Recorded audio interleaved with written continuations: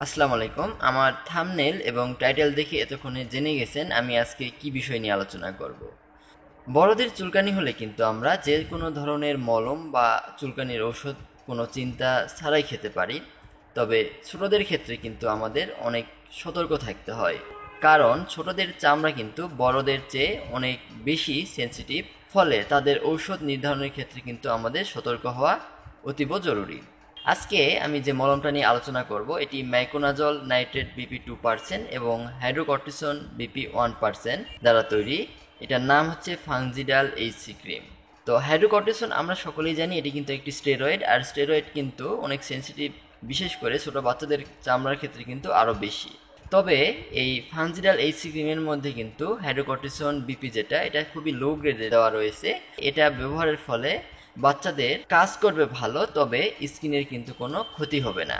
এবার আসুন ফানজিডাল HC cream ছোট বাচ্চাদের কোন কোন ক্ষেত্রে ব্যবহার করতে পারবেন। ফানজিডাল এইচসি ক্রিম বাচ্চাদের ছত্রাকজনিত যে সকল চর্মরোগ রয়েছে বা ফাঙ্গাস দ্বারা সংক্রামিত যে সকল চর্মরোগ রয়েছে এগুলোর ক্ষেত্রে কিন্তু খুব ভালো কাজ করে।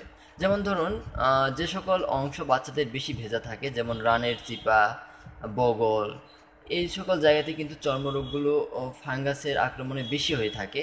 তাই যাদের বাচ্চাদের এ সকল জায়গায় লাল হয়ে আছে বা ফুসকুড়ির মতো উঠেছে, প্রচণ্ড চুলকায়, তারা কিন্তু এই ফানজিডাল ক্রিম ব্যবহার করতে পারবেন। বাচ্চাদের ক্ষেত্রে কিন্তু এই ফানজিডাল ক্রিমটা অনেক সেফ অন্যান্য মলমের চেয়ে। এবার আসুন এটা ব্যবহার করার নিয়ম সম্পর্কে একটু জানি।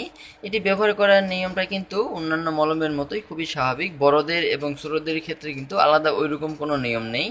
এটা দিনে 2 থেকে 3 বার ব্যবহার করা যায়। আপনার যে সকল অংশে চুলকানি আছে সেই সকল অংশে এটা 10 থেকে 15 দিন ব্যবহার করা উত্তম। এরপরেও যদি আপনার চুলকানি ভালো না হয়, সেক্ষেত্রে অবশ্যই আপনাকে একজন বিশেষজ্ঞ ডাক্তারের পরামর্শ নিতে হবে। তো সকলে ভালো থাকবেন, সুস্থ থাকবেন। পরবর্তীতে নতুন কোনো ভিডিও নিয়ে হাজির হব। সে পর্যন্ত সকলে ভালো থাকবেন। আল্লাহ হাফেজ।